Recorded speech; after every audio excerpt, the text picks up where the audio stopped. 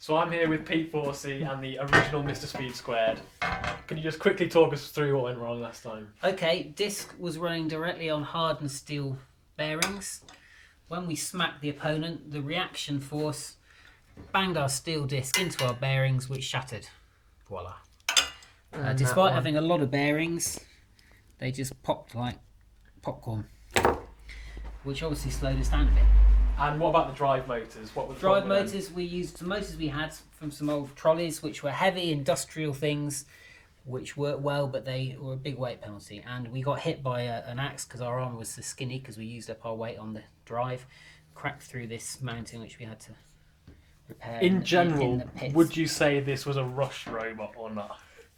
Yes, it was a rushed robot. We built something that we were thinking of building for many years. We built it in a short space of time and would have done it differently if we had more time. So, having had more time for this one, for this season, talk us through this. Right, this is son of Mr. Speed Squared.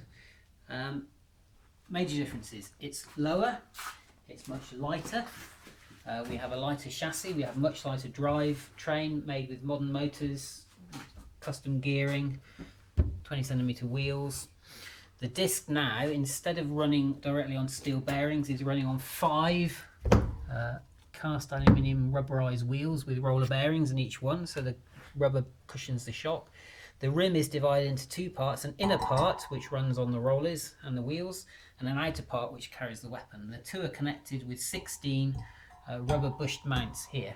So the idea is the outer disc can do the damage, lots of damage.